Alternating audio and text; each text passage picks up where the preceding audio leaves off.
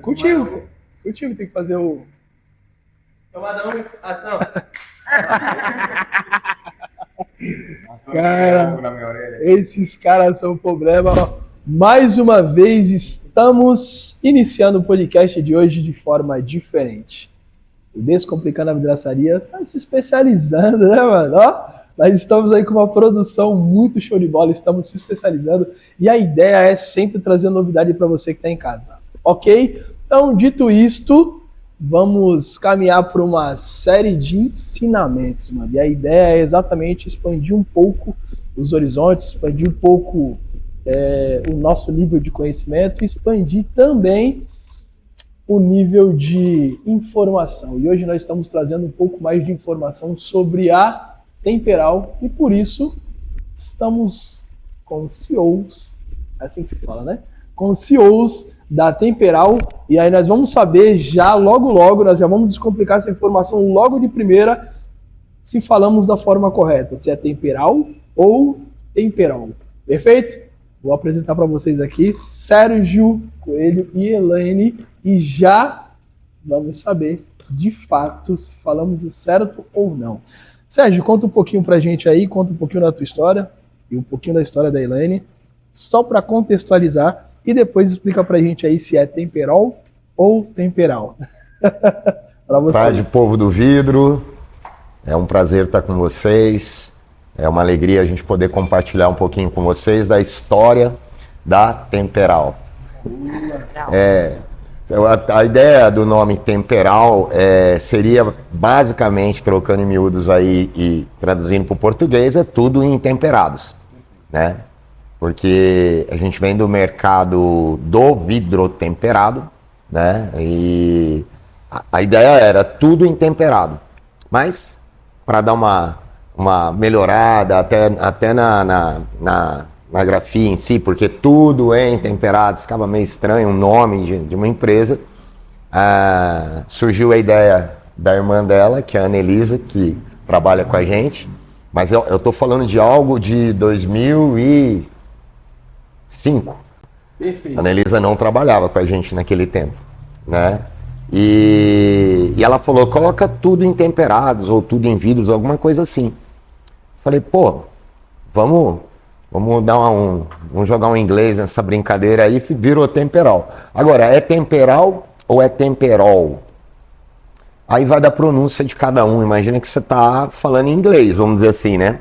Então, o AL é a forma que a pessoa vai pronunciar, mas tendo em mente que trata-se de tudo em temperados. Claro que depois, quando surgiu a Temperal, a gente realmente estava focado em vidro temperado, né? Não tínhamos, assim, o foco em acessório, em kit, em alumínio, era vidro temperado. Porém, depois vai surgindo a necessidade e aí a gente vai começando a colocar mais produtos, e hoje eu acho que o foco nosso está nessa diversidade. Acessórios, kits, alumínio, ferragens, fechaduras, puxadores, silicone, enfim. Mas o nome tradicional ficou Temperal. Perfeito. Então, para você que está em casa, pegue um pouquinho dessa explicação, tá ok? Um pouquinho dessa visão, que hoje nós temos muito aprendizado. E aí nós vamos conversar com a Elaine, e se apresente, Elaine. Elaine Alves. Elaine Alves, Alves Coelho. Sou Elaine Alves Coelho, tenho 48 anos também. Aí eu já me perdi. Maravilha, tá tranquilo. No seu tempo. E, ó, para você que tá em casa, esse é um momento muito, mas muito tenso, porque as mulheres não gostam de revelar a idade, tá ok? Eu concordo muito, mas vamos lá. Hoje nós vamos descomplicar tudo, inclusive a idade. Elaine Coelho, ou melhor, Elaine Alves Coelho, aos 48 anos, muito capricho vindo para esse tema temperal. E vamos lá, descomplicar um pouquinho mais. Como foi que que vocês se conheceram? Fala pra mim, porque eu sei que você de casa também tá querendo saber quando foi que seus olhinhos brilharam, quando você viu esse galã passando na sua frente, aonde foi, quando foi? Esse galã passou na minha frente no Ano Novo. Ele não, a gente não se conhecia, eu já trabalhava em São Sebastião. Foi no Ano Novo e eu vi o galã passando. Os olhos realmente brilharam e eu nunca tinha visto ele. Perguntei para um funcionário do meu pai, da vidraçaria do meu pai, um vendedor. Eu falei, nossa, que bonito aquele rapaz ali, você conhece? Ele assim, conheço, ele é filho de fulano e tal. Isso, Ano Novo. Foi em março que ele foi tirar habilitação na autoescola, que era do lado da vidraçaria. E eu vi ele novamente, falei, nossa, olha o destino, né? E aí umas amigas minhas da autoescola começou a colocar, né, lenha, falou pra ele, né, vai Elaine, não sei o quê. Aí teve uma vez que a dona da autoescola falou assim, hoje você vai conhecer... Opa, teve um cupido aí no meio. Teve, a Miriam. A Miriam. Ela falou, não, hoje você vai ficar frente a frente a ele. Vamos lá na loja de fotografia do pai dele, você vai tirar uma foto. E eu fui.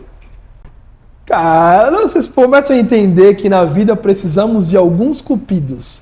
E nesse caso foi a Miriam. Foi a Miriam. Foi a Miriam, E dona eu da fui. MB Autoescola. Um abraço pra Miriam, pra MB Autoescola. E aí fui, tirei a foto, morrendo de vergonha, porque Por acaso nossa. foi ele ou foi o pai dele? Não. Foi eu. Na Acredito! verdade, quando nós chegamos na loja do pai dele, na loja do pai dele, o pai dele veio me atender, eu e a Miriam. Só que ele percebeu. Aí ele tomou a frente, falou, não, deixa que eu A tiro. carne caiu no meu prato do carnívoro. Aí ele tirou a foto, na época, né, preencheu o papelzinho Um lá. postal, né? Tinha essa ideia de tirar um postal. Aí ele preencheu o papelzinho e eu perguntei, né, e qual é a foto? Fica pronto quando? Ó, Aí ele assim, ó, a foto, ele já era, olha só como ele era esperto, esse menino. Ele assim, a foto fica pronta daqui 2 dias, porque demorava na época. Mas a gente pode tomar um sorvete. não acredito, mano. Que cara abusadinho, né, mano? Vocês acham, Ricardo, mano? O cara é saidinho, mano. E aí a gente começou a namorar. Foi aniversário do Ricardo, né? Foi aniversário. Ricardo Mota. Mas rolou o sorvete mesmo? Rolou, claro. Que isso, mano. Não, e Antes da foto ficar pronta, já tinha Não, e sair tomar sorvete. o melhor de tudo pra você que tá em casa é que é o seguinte, quando ele fala assim, rolou o sorvete, ele fala, rolou, com aquele charme dele, ainda pisca o olho assim, rolou, mano. Tipo assim, ó, vem comigo, pô. Ó, isso aí foi bem no início. Não, na verdade, mano, isso aconteceu no final de fevereiro. Meu aniversário era no início de março, né? Você ia tirar a habilitação, né? Você começou. E aí eu muito ansioso para começar a dirigir, queria tirar a carta logo. Uns 20 dias antes de eu completar 18 anos, eu já estava indo na autoescola lá para ver se o tempo passava rápido. Boa. Ia lá, batia papo, pô, mas vai ter exame que dia, vai ter não sei o que, eu não tinha nem completado 18 anos ainda. Ela falou, tua ficha tá pronta, eu não posso submeter o Detran, porque tu não tem 18 anos. E eu, pô, mas que hora que você abre no dia que eu faço 18 anos? Porque tem que entrar. Dá pra adiantar alguma coisa? Documentação? E aí, mas aí também entrou a Elaine nessa equação, e aí eu já ia pela ansiedade da carta. Depois Boa. dessa que as meninas da autoescola começaram a fazer ali de cupido, aí eu comecei Tinha um a ir motivo a todo mais. dia, todo dia. Aí tinha um motivo a mais. Mas então vamos lá. Só para descomplicar um pouco mais essa informação, só preciso saber. Então, nesse período, o Sérgio trabalhava na empresa do pai dele, que era uma loja de fotografia. E no teu caso, tu trabalhava na autoescola, na vidraçaria. Então a autoescola foi só um meio ali. Só um meio. Cara, que bacana. É uma coincidência, né, amor? Porque a vidraçaria do pai dela era em Caraguatatuba, no litoral norte. Eles moravam em Caraguatatuba, né? E o pai dela teve a ideia de fechar lá e abrir em São Sebastião. E aí, dentro desse contexto todo aí, e o destino, não sei como é que são as coisas aí, ele foi abrir do lado de uma autoescola. E eu tinha 17, ela 17. Ele abriu antes, óbvio, né? Eu acho que você tinha uns 15 quando vocês abriram lá. E em algum momento, 2 anos depois, eu estaria indo lá para tirar carta. Perfeito. Foi muito rápido. Mas aí vamos lá. Elaine, natural da onde? Minas. Minas Gerais. E Sérgio, natural De São Sebastião. de São Sebastião. Olha que Ela foi trabalhar na cidade onde eu nasci, vivi e trabalhava. maravilha. Então, para vocês pegarem um pouquinho do entendimento da história, que lembra que eu também sou um curioso nessa história e estou na ideia de descomplicar também essa informação. Então, nós temos um natural de Minas, o outro natural de São Sebastião e o destino só para aquele vento. Aí traz Jacaré de Teta, que é o pai da Elaine, para São Sebastião em algum momento da vida dele. E é isso que é bacana. Ou seja, nesse momento vocês tinham perto ali dos 17 anos e aí se conhecem. Quanto tempo depois começam a namorar? Faz inveja agora para aquela juventude que não tem essa noção de conhecer alguém para depois namorar. Já estão atropelando os processos. Eu fui conhecer ela no final de fevereiro, como eu te falei, meu aniversário é no início de março, né? E eu conheci ela, a gente começou a paquerar e meu aniversário foi dia 8 e no dia 18 de março, um amigo meu de infância fazia aniversário também. E aí eu falei pra ela, só que ela morava em Caraguatatuba, né? O pai dela era muito rígido. Nossa, Tanto uma que briga pra dentro mim. de todo esse cenário aí, cara, eu dava as caras lá na vidraçaria, o pai dela já me fuzilava lá de trás da mesa. Eu punha a cara, eu via que ele tava, eu sumia. Quando eu vi o carro dele lá, eu não aparecia. Só que às vezes ele punha o carro, não tinha vaga, ele punha o carro num outro lugar. Aí eu falava, opa, o terreno tá livre, vou lá dar uma paquerada. Eu punha a cara, eu via o Jacaré de Teta lá atrás da mesa, eu ó. E aí nesse aniversário do meu amigo, a gente estava paquerando, mas não tinha condição, que o pai dela estava lá querendo me pegar, enfim. E aí eu falei, pô, vai ter aniversário do amigo meu, é aqui em São Sebastião. Ela, pô, mas eu moro em Caraguá. Aí, do outro lado, de um lado era a autoescola, do outro lado era um escritório de agenciamento marítimo. E trabalhava a Heloísa, né, que Deus a tenha, ela já partiu mais ou menos da idade de Elaine ali, né? E a Heloísa pegou, tinha muita amizade com o Jacaré de Teta, com o Zé Carlos. Falou, ô Jacaré, vai ter um negócio na minha casa lá, tal, a Elaine pode dormir em casa esse final de semana? Aí, mas como é que é? Não, tal. Aí ele liberou pra ela dormir na casa da Heloísa. Do dia da festa. Aí ela tomou banho, se arrumou na casa da Heloísa. Eu tinha uma moto já na época, com 17 anos eu tinha uma DT 180. Boa! Sou apaixonado por moto. E desde os 12 anos eu sempre tive uma mobilete, alguma coisa. E passei lá na casa da Heloísa, peguei ela, fomos para casa do Ricardo lá, ficamos um tempo, aproveitamos o aniversário e levei ela de volta para casa da Heloísa. Aí ali, realmente no aniversário do Ricardo, que a gente começou realmente a namorar. Aí você teve que conversar com o Jacaré. Aí eu fui conversar com o Jacaré de Teta estilo paizão protetor, dando umas prensadas e tal, mas a gente começou a namorar. Aí eu conheci a Dona Tereza, né, que eu falo que é minha segunda mãe, é um anjo que Deus colocou na terra. E aí eu comecei a já ganhar uma moral, né, a Dona Tereza começou a gostar de mim também, ó, um genro bom aí, ó. Promissor. E aí eu comecei a frequentar a casa dela, sempre com o Jacaré policiando ali, vigiando, né? Boa. Então vamos lá. Para vocês que estão em casa agora, está começando a ficar interessante, porque nós estamos começando a entender e servindo alguns ensinamentos para você que está em casa, que é exatamente dando uma lição de direcionamento para essa rapaziada que está pulando algumas etapas. É importante esse conhecer para depois começar a namorar, falar com os pais. É importante também esse posicionamento dos pais sob a proteção dos filhos. Foi interessante nesse relacionamento? O posicionamento tanto de vocês em respeitar os processos de conhecer, depois namorar e tudo mais, sem pular etapas. Isso faz a diferença depois de muitos anos de casado. E também se é interessante o posicionamento do Jacaré e da mãe dele em segurar, tentar ser realmente esse protetor. Meu pai sempre foi assim, né? E o Sérgio, eu acho que ele até estranhou, porque por ser homem, né? E é diferente, né, o tratar dos pais. Mas foi bem bacana. Eu acho que para ele fala que deu valor. Hoje você fala que dá valor, porque entende que meu pai cuidava de uma Sim, certa sim. forma. Hoje eu não condeno jamais. Isso. Ele era o duro, a Dona Teresa era o anjo, como eu falo, né?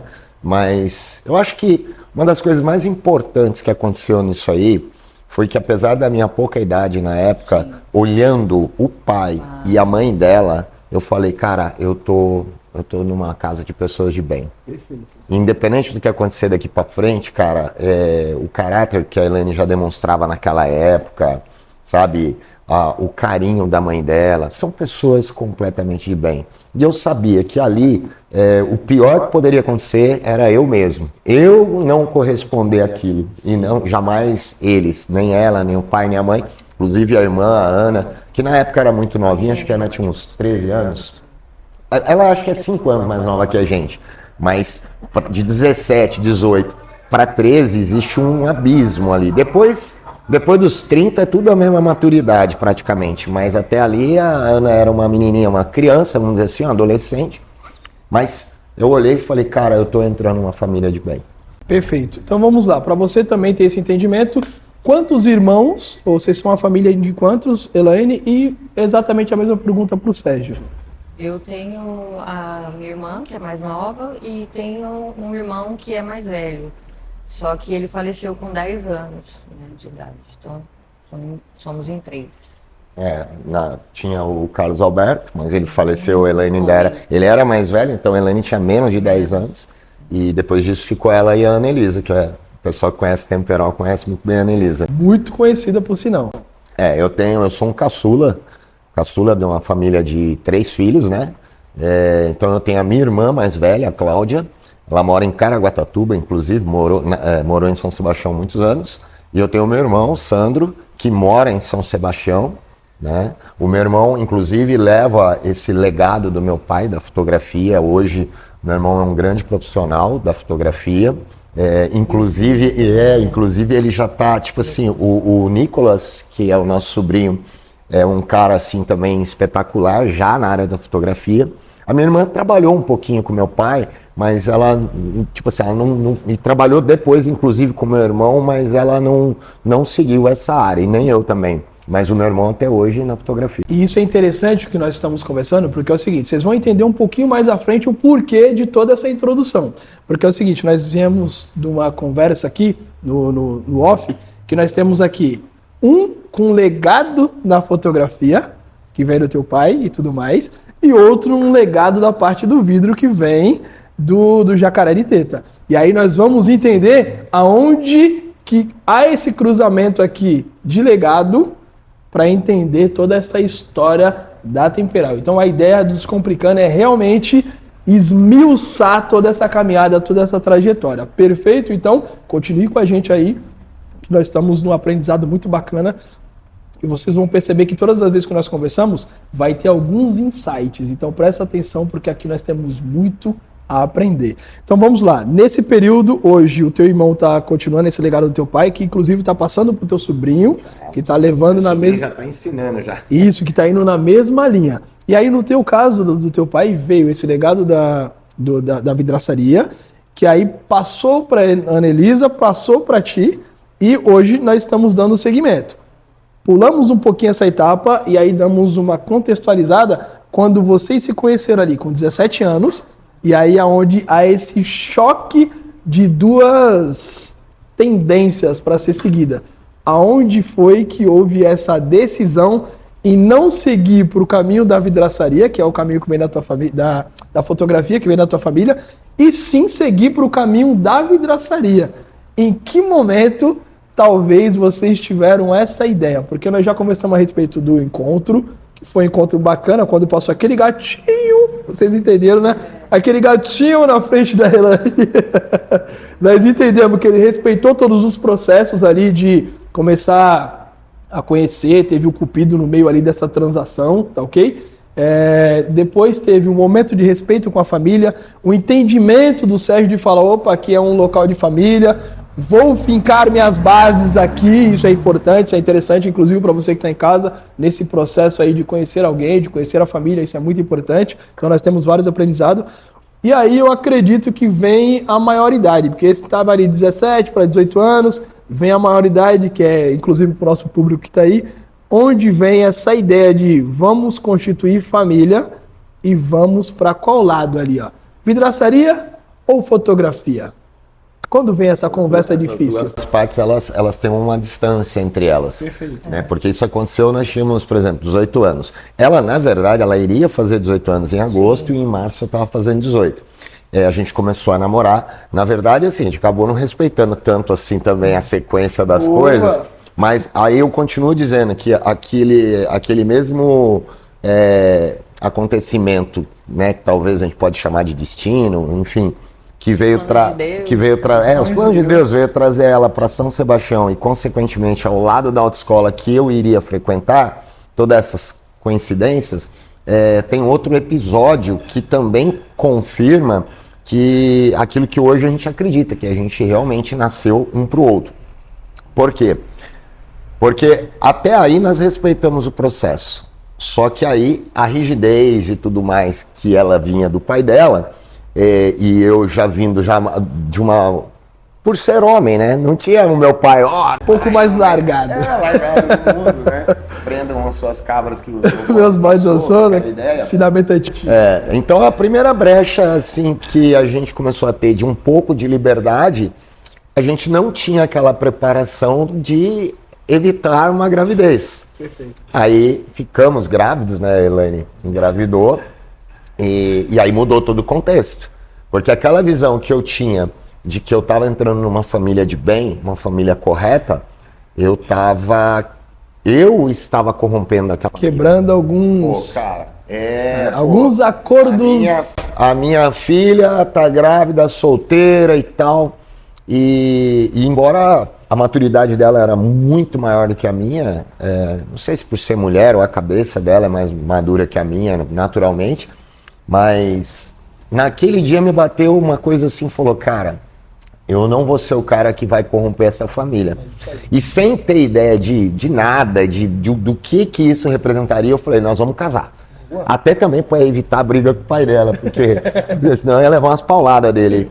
E eu falei, não, vamos casar. Só que assim, vamos casar um bebezão de sem estrutura, 18, uma bebezona de 17, os dois esperando um bebê, sem dinheiro. Porque, ó, você que está assistindo e que é jovem, que tem seus 17, 16, 18, trabalha com seu pai, provavelmente você não tem salário. É o famoso, a hora que você precisar de alguma coisa, você me pede. Não é verdade? Isso é muito verdade. Isso é muito verdade. Ela não tinha salário, eu não tinha salário. E como é que você fala preciso casar pro teu pai? Tipo assim, é diferente de preciso de um tênis, preciso de uma bermuda. Eu preciso casar. Nossos pais se uniram e eles também concordavam com a ideia de que aquilo deveria ser feito corretamente. Ambas as famílias ali de origem católica. E aí, casa-se no civil, casa-se na igreja católica, faz-se uma festa e... casados. Não tinha nada, não tinha uma batedeira para... Foi feita uma formalização de tudo aquilo com dois indivíduos assim, o quê? Como? Quem somos? Onde estamos? Nenhuma. A primeira coisa interessante, vamos morar de favor aonde? Na casa da minha mãe ou na casa da sua mãe? Então, tipo assim... Acabamos morando nos dois, né? Moramos um tempo em um tempo em outro, um tempo em outro, a gente foi ali dando cabeçada, irmão. Então, desse episódio, olha só, ela me viu pela primeira vez no Réveillon de 94 para 95, sim. 1995. Eu fui conhecê-la em fevereiro de 95. Nós começamos a namorar em março de 95. Ela estava grávida e nós nos casamos em agosto de 95. Meu irmão! No dia do aniversário de 18 anos dela. Para casar no civil, para poder dar entrada, os pais dela tiveram que assinar a emancipação dela para ela poder casar. Porque o dia seria no dia do aniversário dela, mas para dar entrada no processo foi alguns dias antes. Eles tiveram que assinar para poder casar. Que presentão de aniversário, hein? Exato. Maior idade. Como... Agora, esse ano, nós estamos em 2025, completamos 30 anos de casados. Exatamente no dia 19 de agosto, aniversário dela. Isso é muito bacana porque nós estamos vendo a longevidade, só que lembrando, olhando daqui para trás. Mas imagina o que passava na cabeça lá atrás, olhando para frente, olhando para o futuro. Cara, muito pouca coisa, pra falar a verdade. A gente, tipo assim, só queria fazer as coisas direito. Queria fazer o melhor, queria fazer certo. Só que até pela idade, ansiedade, as ideias, talvez falta de maturidade, a gente deu muita cabeçada, né?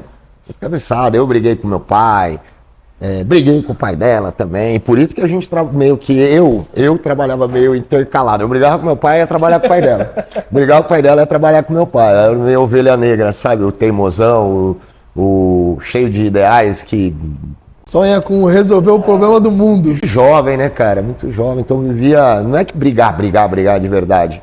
Mas eu tava sempre no meio de uma quizila ali, ou com meu pai, ou com meu irmão, ou com o pai dela. Com a mãe dela jamais, né? Que a mãe dela, como falei, um anjo. Minha mãe também. E para quem tá em casa, isso é interessante porque ainda não tinha saído da cabeça dos dois a questão da proteção paterna, porque saía de um pai e ia para o outro, então ficava ali. E para você que está em casa, que tenta, ou às vezes está tentando, porque nessa fase que nós estamos, muitas das vezes de 17 para 18 anos, você se pergunta, se cobra muito, mas não vê uma certa saída.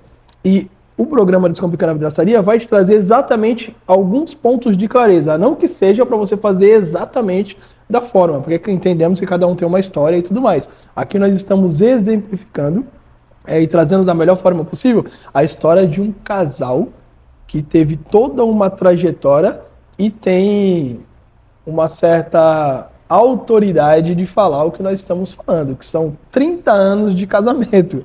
Então dá para se direcionar algumas pessoas, que é inclusive o que vocês fazem hoje. Mas vamos lá, na visão de vocês, como foi um pouquinho assim, mais profundo, e aí eu vou perguntar um pouquinho para a Elaine agora, essa questão da gestação, porque soubemos que vocês tiveram uma gestação um pouquinho mais complicada, ok? E aí gostaríamos de saber alguns detalhes, é óbvio que tudo que tiver confortável para te falar, ok? Até para servir também de base para quem está em casa, tá bom? Deixa um pouquinho para a gente como foi esse período gestacional e o pós. Eu fiquei grávida 4 meses, né? E acabei tendo aborto espontâneo. Na época foi explicado que o neném já tinha alguns problemas, uma gravidez bem complicada. E quando eu cheguei a perder o neném, eu ainda continuei trabalhando em São Sebastião um pouco. E só que essa gestação, assim, foi bem complicada por ter perdido, né? Você acaba sonhando em ser mãe. É difícil falar sobre esse assunto, mas foi bacana para unir eu e o Sérgio. Eu falo porque essa criança veio só para nos unir mesmo. Mas é difícil você falar de um assunto complicado, que é perder uma criança. É difícil. Ainda mais na fase que vocês estavam ali, que era uma Sim. fase de ainda Crescimento, né? nessa base de depender dos Sim. pais, de ter sonhado, de ter passado por um casamento e de ter Muito realmente rápido. planejado, embora ali meio que de forma desestruturada, né? Porque não tinha uma estrutura de financeira e tudo mais para estruturar algo bem mais preciso, mas eu acredito que tenha trago um aprendizado gigantesco e transformado toda a caminhada de vocês dali para frente. Foi. Acho que ali foi a primeira grande prova da nossa união, Sim. dos planos que Deus tinha para nós. Porque eu me lembro, eu era muito moleque, muito irresponsável. Cara, para tu ter uma ideia do tamanho da minha irresponsabilidade, para tu ter uma ideia do tamanho da irresponsabilidade, a Elaine estava grávida e nós tínhamos eu tinha a DT, que eu te falei, a DT 180, e eu não tinha condições de trocar por um carro. Como a Elaine estava grávida, o meu pai pegou, tomou a moto de mim, vendeu ou trocou por um Chevetinho 88 a álcool, que a gente até apelidou de caroço de manga. Ele falou assim, ó, agora ela tá grávida, você não vai ficar batendo perna com ela de moto, não. E ele deu o carro para nós, eu não lembro a diferença de preço. Toma, é de vocês, né? E a gente com aquele carrinho. Cara, Pra tu ter uma ideia da minha irresponsabilidade, no dia que ela perdeu o bebê, eu estava em São José dos Campos trocando o carro por uma moto de novo. Meu Deus. E eu desci todo feliz com uma RD 350, quem conhece sabe, é um sonho, né, daquela época. E eu todo feliz descendo quando eu cheguei, porque não existia celular na época, não existia, era telefone fixo, né? Não existia internet na época, era telefone fixo. Então, como que alguém ia me avisar lá, cara, você tá aí fazendo cagada aí, a tua mulher tá aqui perdendo o bebê, tá aqui no hospital para fazer a coletagem. E eu desci todo feliz com a RD 350. Quando eu cheguei, todo mundo triste. E eu sem entender, e ela tinha já feito a coletagem, já estava em casa. Cara, ali foi a primeira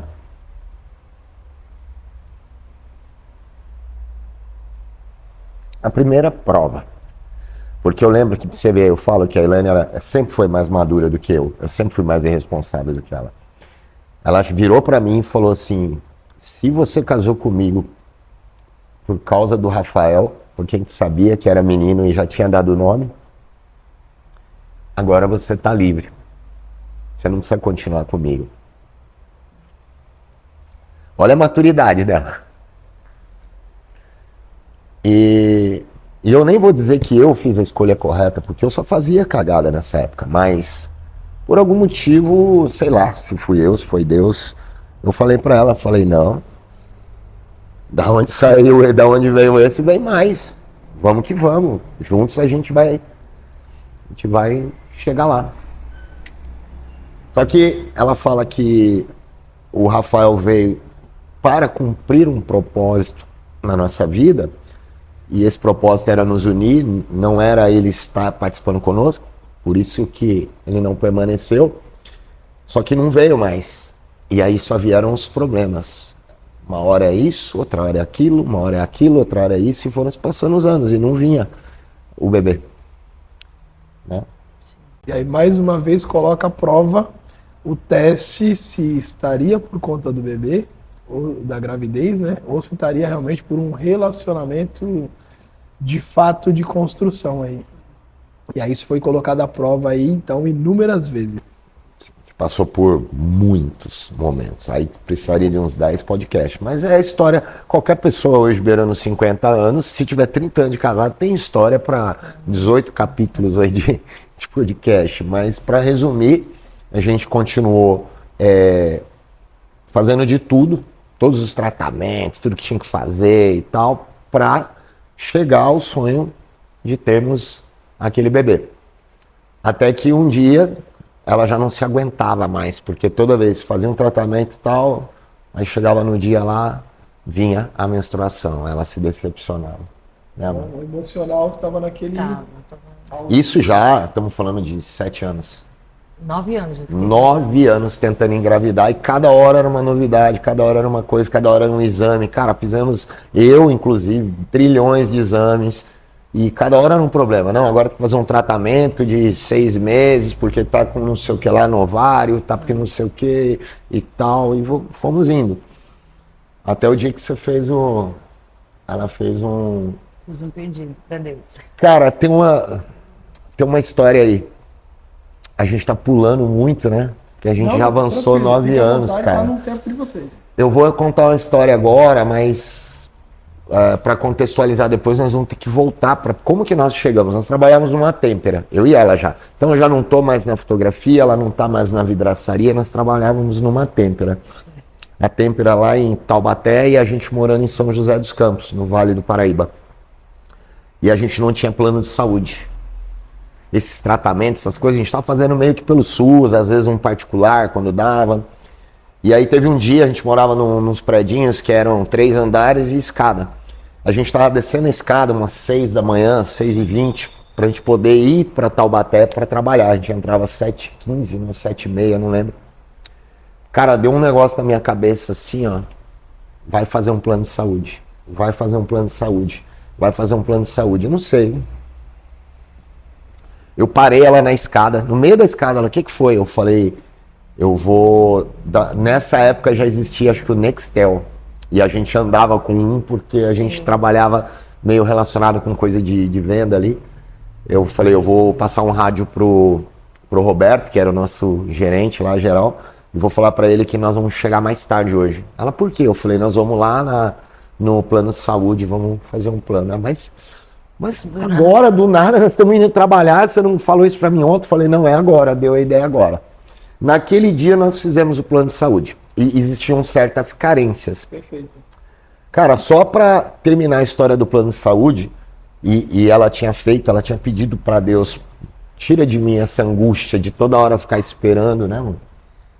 Eu pedi pra ela, eu fui bem certeira no pedido.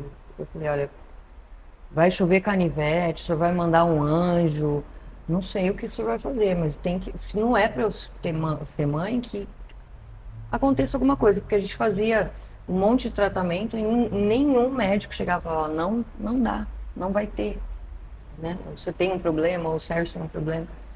E aquilo estava me corroendo, foram 9 anos.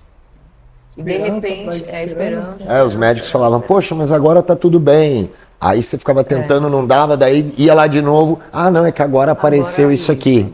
Vamos tratar isso aqui. Isso, né? E assim, era muito sofrido, meu Deus. Foi que 1 ano depois que a gente fez o plano de saúde, eu tive uma dor abdominal no trabalho. Não, essa foi um negócio, desculpa te interromper, essa foi uma coisa absurda.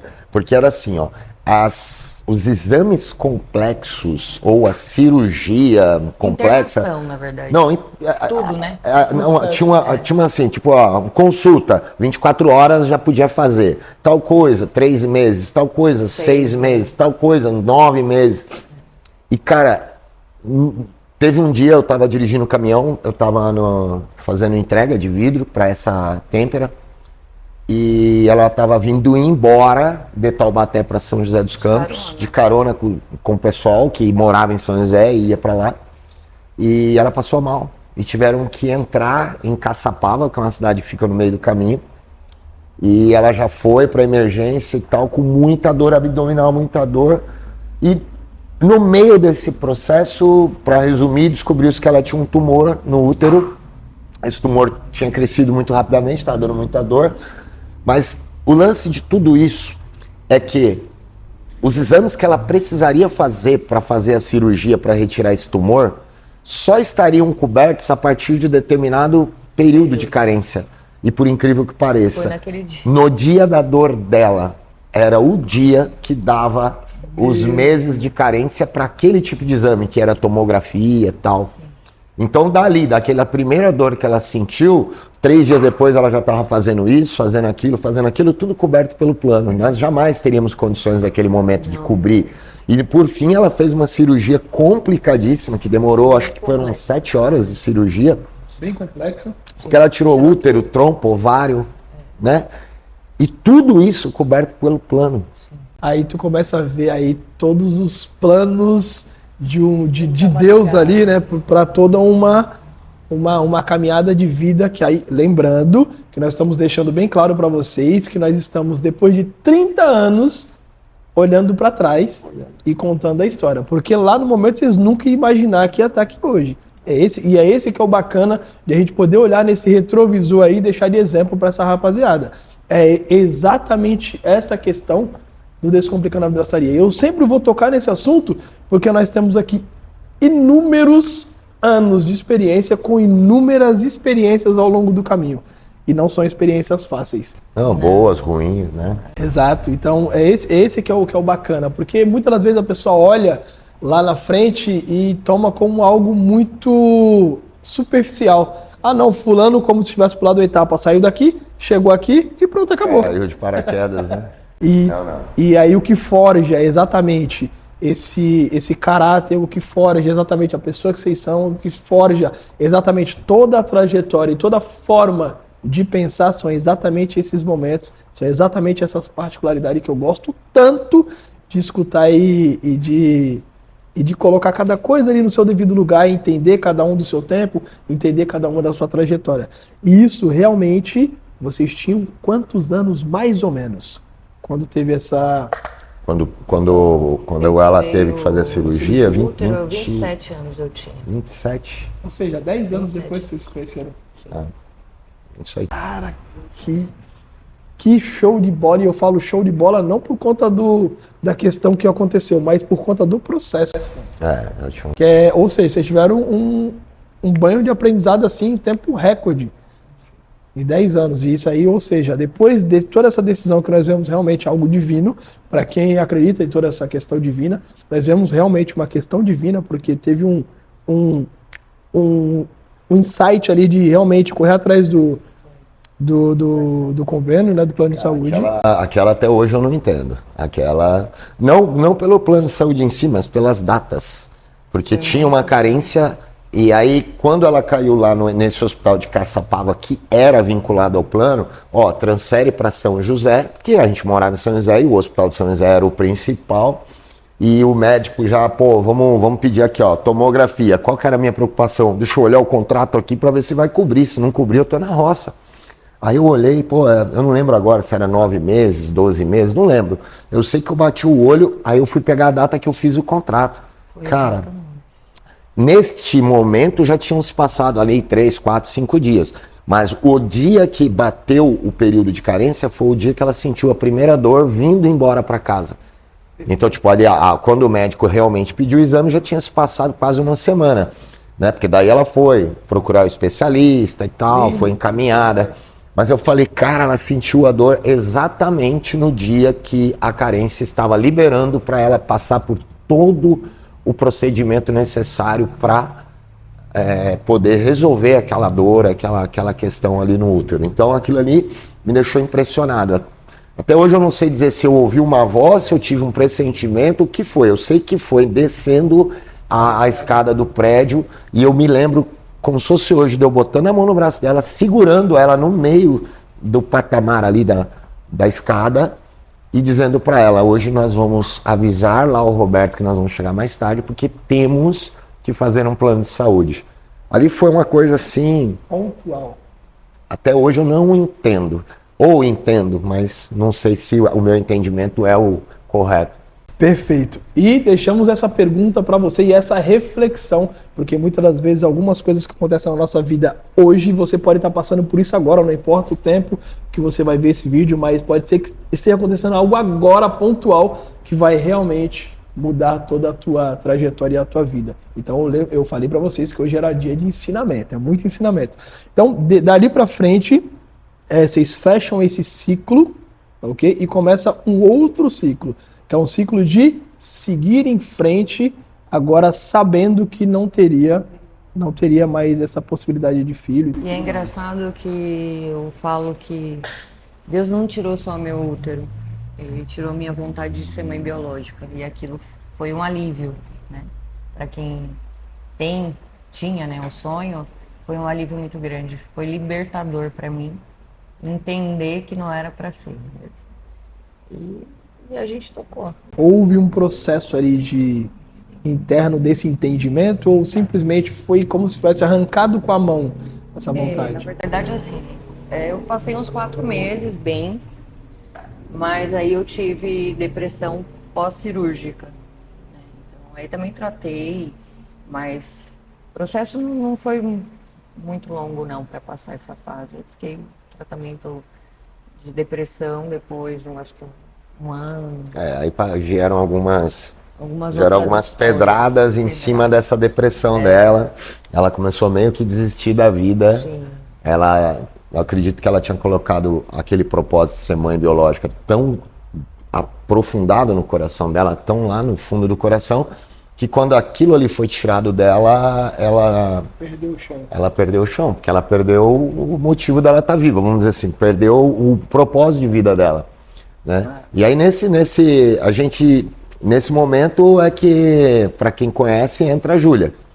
Porque a irmã dela, que lá quando a gente namorava era uma menininha de 13 anos, nesse momento já tinha casado, já era uma adulta e estava grávida esperando a Júlia. Justo no auge da depressão. E pior que o auge da depressão da Elaine foi o momento que eu menos podia estar junto, apoiando.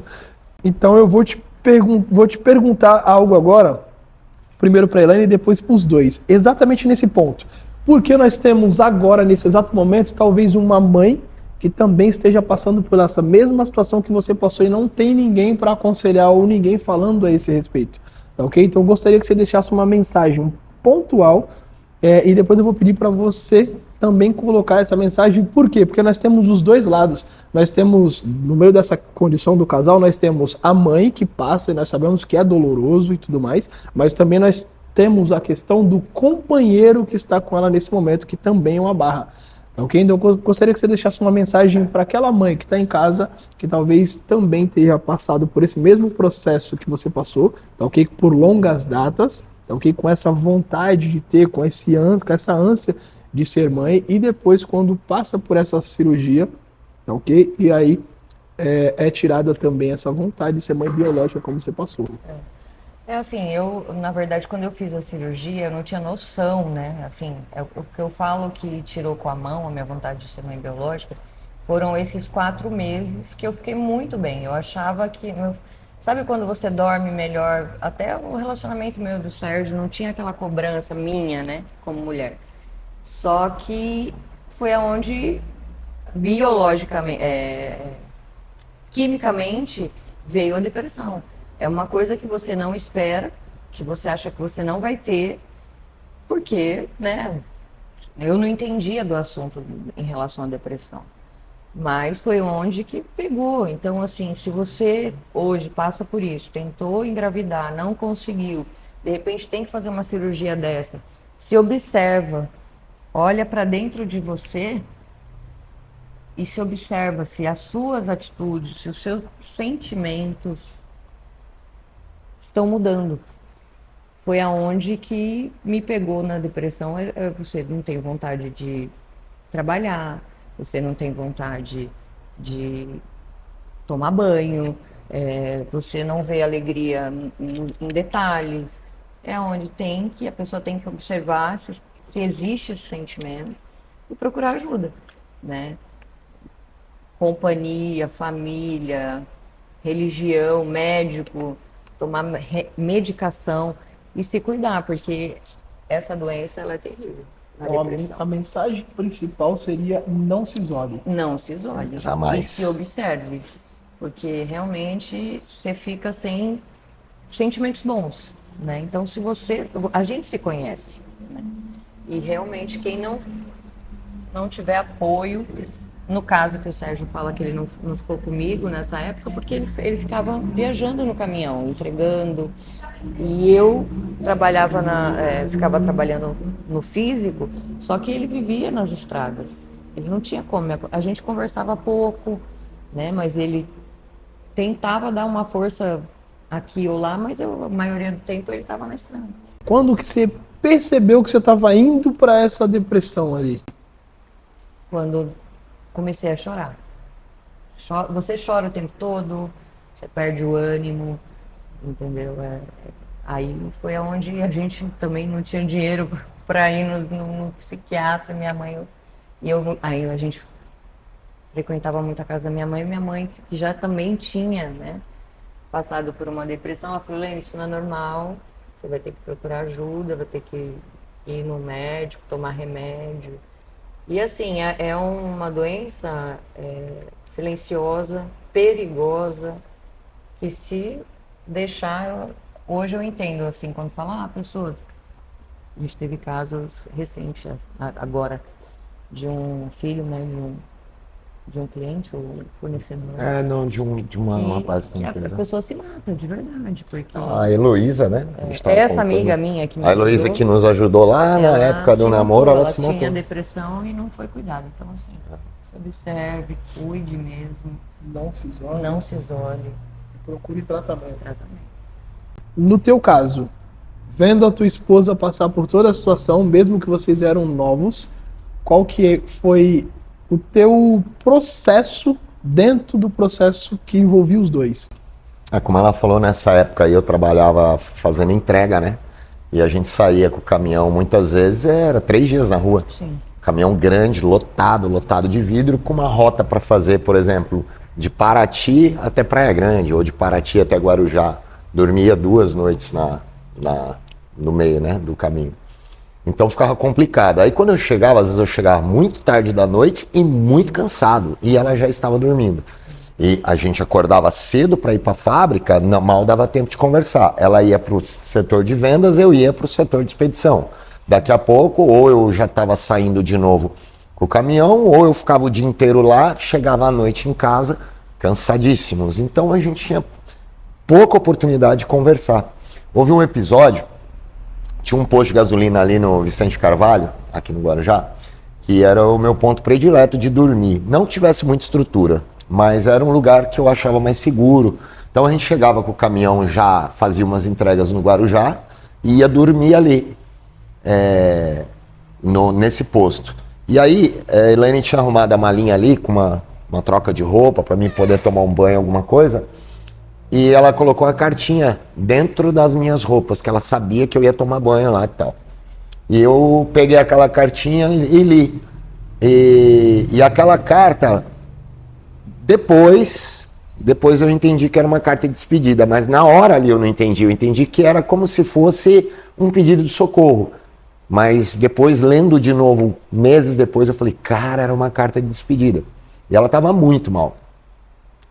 Só que ela também escondia um pouco de mim isso aí, entendeu? O pouco que a gente se via, ela tentava camuflar. Quem sofria mais com isso, sofria, modo dizer, mas quem a via mais era a Annelise, irmã dela.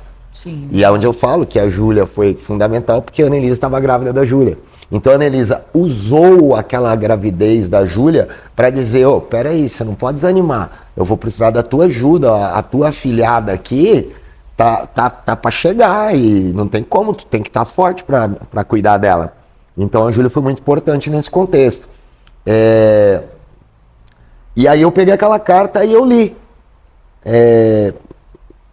Tava ali algumas coisas que eu falei, pô, cara, é como se fosse um pedido de socorro. Eu virei no verso, peguei uma caneta que a gente usava para os clientes assinar os romanês, as notas fiscais e respondi a carta para ela. Respondi dizendo, olha, tô aqui, a gente vai juntos.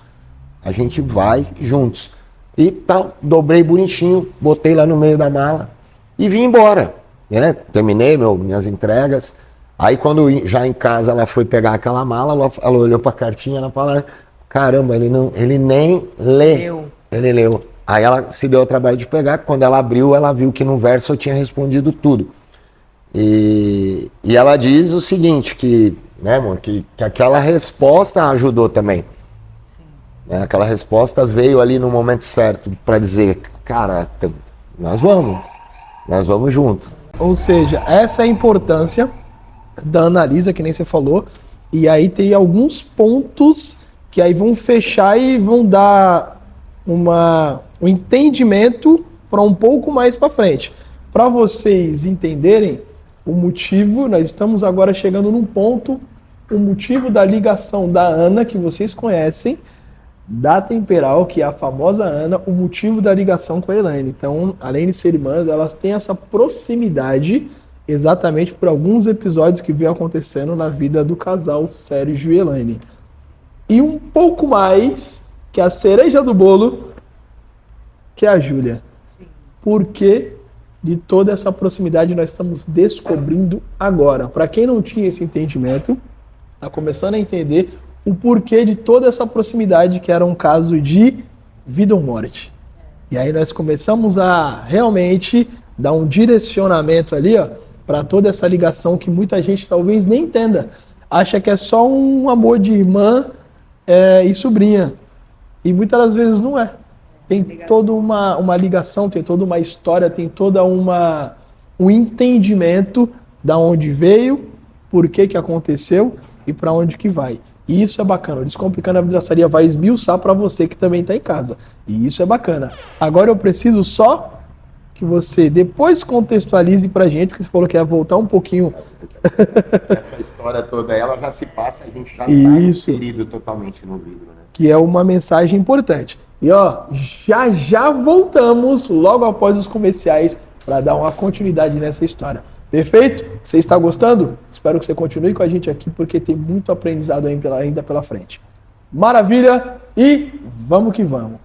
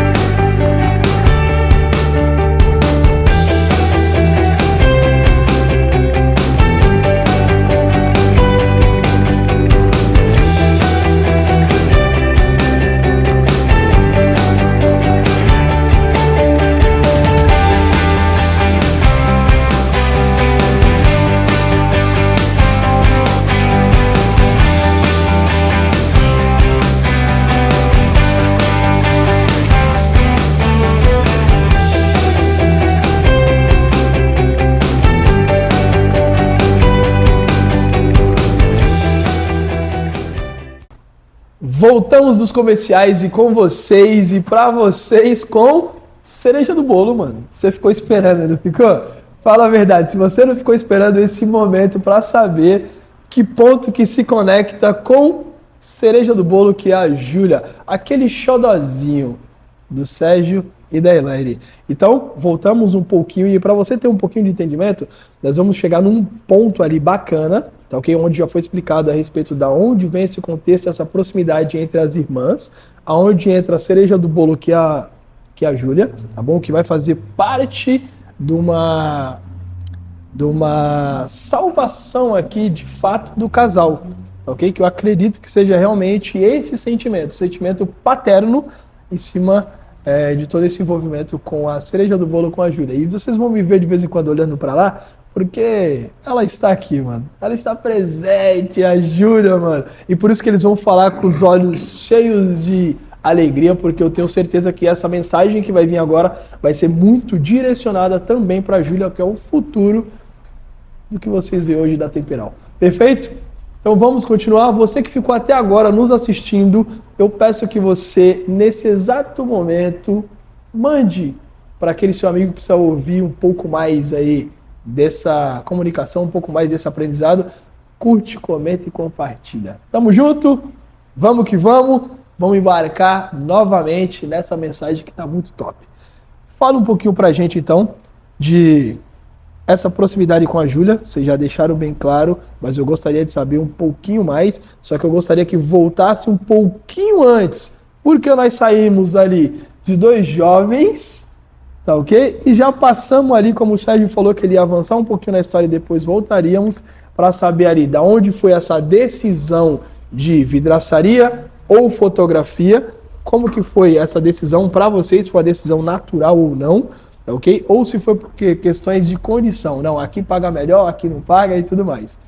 Na verdade foi bem bonita a história. Eu trabalhava com meu pai lá na vidraçaria, passou um ano que a gente estava casado, meu pai resolveu vender a vidraçaria. Boa! O Sérgio já tinha passado algum tempo com a gente, já Ajudava lá. ajudava. Mas aí meu pai resolveu vender a vidraçaria porque ele tinha tido uma proposta para trabalhar em um dos fornecedores, na Perfeito. fábrica de um, né, que atendia ele, em São Sebastião. Quando isso aconteceu, eu fiquei perdida. Eu falei, agora, o Sérgio trabalhando com o pai dele, mas e eu, né? Vou trabalhar onde? E esse pessoal que fez a proposta para o meu pai fez para mim também. Boa! Que era em São José dos Campos. Conversei com o Sérgio e ele falou, meu, bora, vai.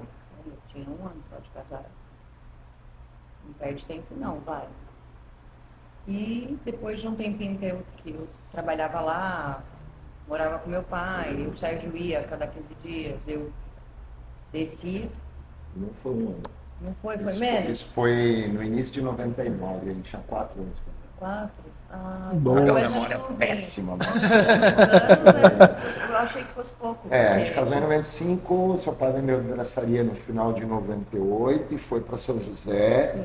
E aí o pessoal lá da Tempera chamou a Elaine, porque a Elaine nesse tempo já, Desenrolava. desenrolar, fazer projeto, fazer orçamento. Lembrando que nós estamos na história do Jacareteta, que tu foi criada embaixo das bancadas ali. Cortando vidro comum, a dona Tereza ajudando ele a carregar a chapa. Eu não peguei essa época, óbvio, né? Mas. E aí a Elaine já. O pai dela vivia na rua, ou instalando, ou medindo, ou orçando. E ela montando os orçamentos, montando os projetos para passar para a Tempera, né? Então, em 98, final de 98, o Zé Carlos vendeu a vidraçaria. Inclusive vendeu para o funcionário dele, que naquela época foi que me conhecia, e a Elaine, conhece aquele rapaz ali, lá no Réveillon, né? E ele falou, eu conheço, trabalho ali na loja tal de fotografia com o pai dele e tal. Então, quer dizer, vendeu para ele. Fez parte da turma de Cupido. Ele fez parte também. É porque ele me conhecia e conhecia ela, óbvio. Né? Boa. E aí o pai dela foi embora e o pessoal chamou ela também. E aí, nesse processo que tu foi aquela questão que nós estávamos conversando no off, que você foi morar fora. Saiu de uma cidade para outra. Foi morar em São José e eu continuei em São Sebastião. Isso com poucos anos de casado, porque 4 anos ou poucos anos de casado. Já tinha passado um processo. Não, 6 meses, assim, né? A decisão de foto ou vidro Exato. foi do Sérgio. Falou, vou mudar de ares. Não, o que aconteceu? Eu fiquei morando em São Sebastião, morando nos fundos da casa do meu pai e da minha mãe, e ela morando em São José. No início, ela morou de favor na casa de um grande amigo nosso, uma pessoa que foi muito importante nesse processo nosso, no meu aprendizado principalmente, o dela também, porque ela migrou de uma vidraçaria para uma têmpera. É outra pegada. Mas no meu, que pouco conhecia do vidro, eu tinha ajudado meu sogro uma meia dúzia de vezes, ou ir buscar vidro, ou ir medir, ou ir levar um vidro para instalar, mas eu não conhecia nada. E aí esse pessoal que acolheu Elaine no primeiro momento, por quê? Porque o pai dela tinha vendido a vidraçaria, mas ainda não estava morando em São José, mas não tinha mais um emprego para ela trabalhar. E ele estava em negociação para trocar a casa dele, vender, enfim, de Caraguá por uma casa em São José. Mudança ele total. Não havia ido ainda, só que a Elaine tinha ficado sem emprego. Então a Elaine recebeu o convite do pessoal da Têmpera, ela aceitou, foi, mas não tinha onde morar. Aí este pessoal, que até hoje são nossos amigos, que são do ramo do vidro, acolheu Elaine até que o pai dela, a mãe dela chegasse para ela ir morar com o pai e a mãe por um tempo. E ela ficou cerca de 6 meses lá e eu morando com meu pai e minha mãe lá em São Sebastião. Ou seja, mesmo depois de 4 anos de casado. Sim. Quanto em quanto tempo tu ia e voltava ou o Sérgio ia e voltava para viver? 15 dias. Cada 15 dias. Cara. Por exemplo, eu ia uma vez por mês, ela vinha uma vez por mês. Então 15 dias a gente ficava sem se ver. Aí eu subia. Isso, 15 dias ela descia. Isso foco total em trampo. Eu trabalhava com meu pai e ela lá na Têmpera. Já tinha passado aquele processo ou estava se encaminhando pelo processo e... Tinha perdido o bebê, Já mas estava ali, trabalhando, para querer engravidar de novo. Ainda tava... E aí a ideia era, de forma imersiva, colocar a cabeça no trabalho. No trabalho, sim, exatamente.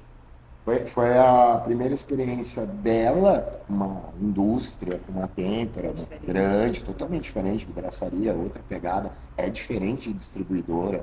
Cada, né, tem as suas... Aí, nesse caso, o convite para o Sérgio fazer parte veio dele mesmo e falar, não, quero ir para fazer parte da questão do vidro, ou veio da tua parte ou de um terceiro? Foi quem fez o convite para mim, na época, com o dono da empresa mesmo, chegaram à conclusão de que a gente longe ia ser ruim. Aquilo não estava sendo saudável para o nosso casamento. E resolveu fazer a proposta para ele. Bacana. Chamou ele, conversou, a gente pesou e viu que era melhor ele subir do que eu voltar, né? Então, exatamente nesse ponto, ele entra como... Qual a profissão que tu já entra na Têmpera? Cara, essa aí tem uma coisa interessante aí. Vamos dizer que eu entrei como Zé Nada, né? Auxiliar do ajudante. Auxiliar de faz nada.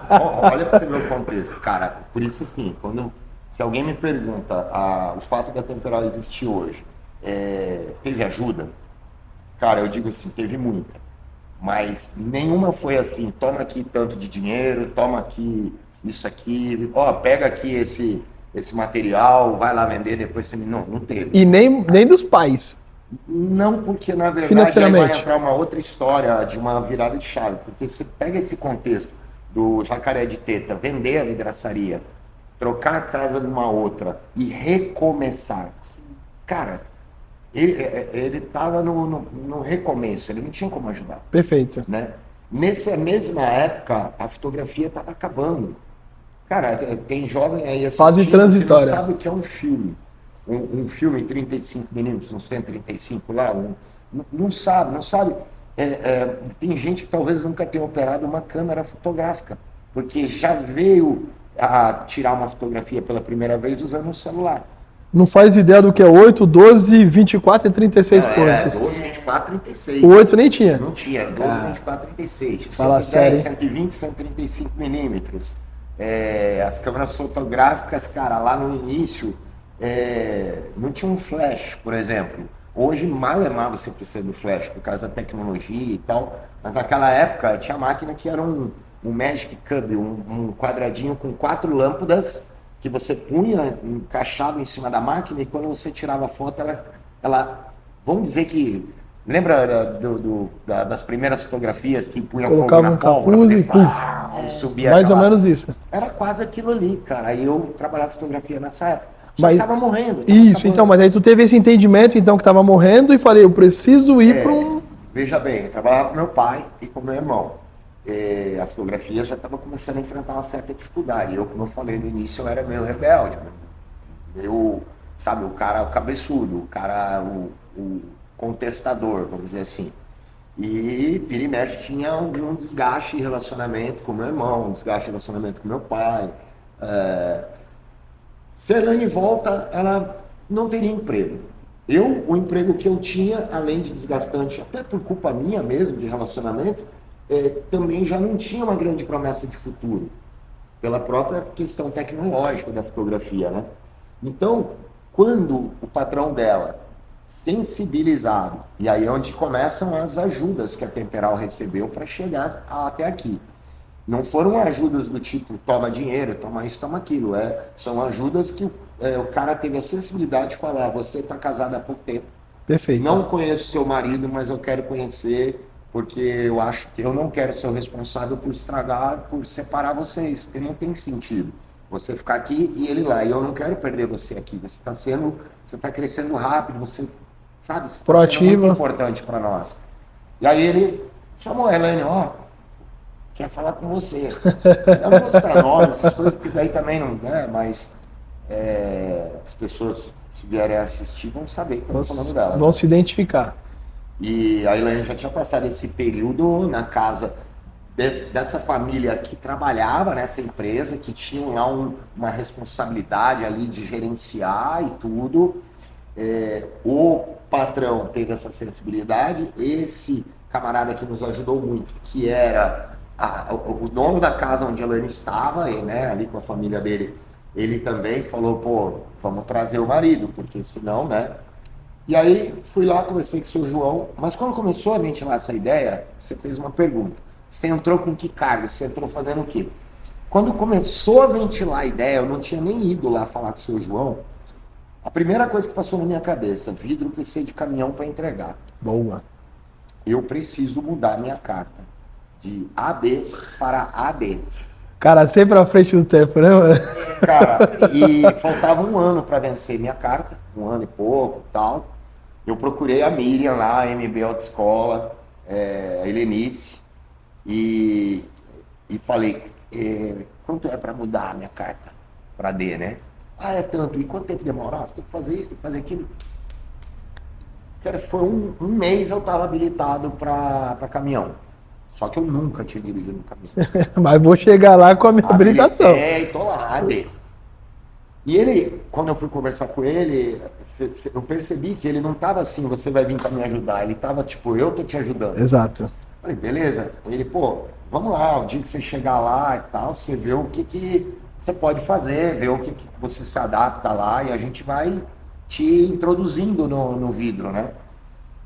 Primeiro dia, eu mudei, aí eu me desliguei, conversei com meu pai, me desliguei, peguei minha trouxinha, uma mochila de roupa e eu tinha uma moto, eu falei, apaixonado por moto, eu tinha uma moto, não tinha carro. Peguei a moto, a minha mochilinha e saí. Essa era a mudança. Parti de São Sebastião para São José.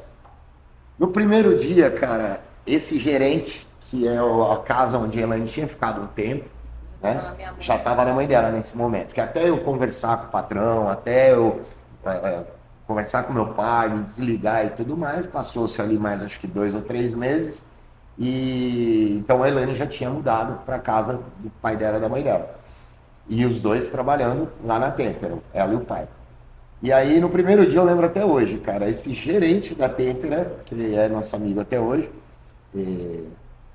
ele olhou pra mim, tipo assim, cara, eu vou ter que te engolir, porque eu fiquei com dó da Elaine e vou ter que te engolir. Ele falou, ele apontou lá de cima um mezanino, todo de vidro, os escritórios lá em cima, setor de vendas financeiro, administrativo, e lá embaixo a produção, o chão de fábrica.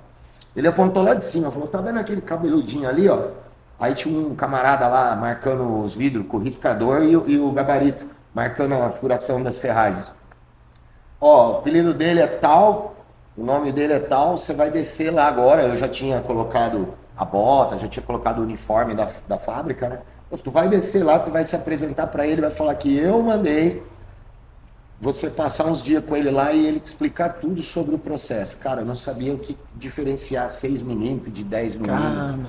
Eu não sabia um monte, eu não sabia nada. Eu nem sabia que para o vidro vir com aquele furo, passava por aquele processo que o camarada ali, que é meu irmãozão até hoje, meu amigo até hoje. Marcação. Inclusive hoje de manhã, já estava conversando com ele. Ele estava marcando o vidro. Eu falei, o cara tá riscando o vidro, meu, isso não existe, vai riscar tudo o vidro. Aí desce lá, esse cara é meu amigo até hoje, está viajando de férias com a família, mandou um vídeo hoje cedo, mostrando onde ele tá lá em Nordeste. E esse cara, ele foi o primeiro cara que abriu meus olhos para o que era o vidro, por que tá riscando o vidro. E dali, cara, trabalhei com ele na marcação, depois ajudei na lapidação, depois ficava tomando conta da lavadora, tinha que ficar limpando a lavadora no final do dia, depois ajudar no forno, aí voltava do forno, isso tudo com a CNHD no bolso. Passados uns 3 meses mais ou menos, 3 para 4 meses, um dia faltou um motorista. A grande oportunidade chega, ela sempre chega, mano. E aí, pô, e agora? Estamos prometendo entregar, era algumas entregas em Caraguatatuba e umas em Ubatuba. E vai daqui, vai de lá, e eu tô ali, falei, olha... Queria dizer nada não, não mas... queria dizer nada, mas eu tenho a carta. Mas você já dirigiu o caminhão? Eu falei, não, mas então como é que você tirou carta? No ônibus. Cara, mas... E aí? Só que eu não tinha aprendido a amarrar vidro. Eu não sabia dar o carioca. Eu só sabia carregar o vidro para lá e para cá, levar para o forno, trazer do forno, lapidar, levar para furação. Mas eu não tinha amarrado o vidro ainda. Eu não tinha saído nem de ajudante de entrega nenhuma vez. E precisava ser eu, não tinha outro. Cara, então faz o seguinte, eu vou pegar esse cara aqui que é experiente pra caramba, vou te colocar de ajudante com você.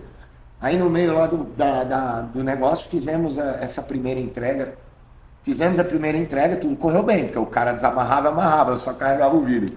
Cara, não deu uma semana, deu outra dessa, precisou eu ir de novo, só que não tinha ninguém que pudesse ir comigo. Porque era uma entrega simples, era um caminhão pequeno, era um 608, para quem conhece, da Mercedes. O caminhão tinha a minha idade.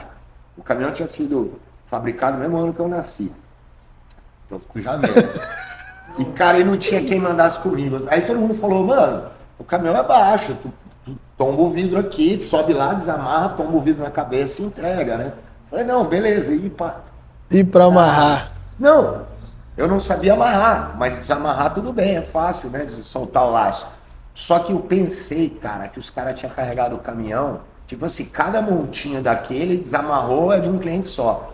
Cara, chegou na primeira entrega de Caraguá, as primeira peça era do cara e o resto do monte era de Ubatuba. Desamarrou e agora tem que amarrar de novo. Amarrar aquilo ali, cara. Não tinha YouTube.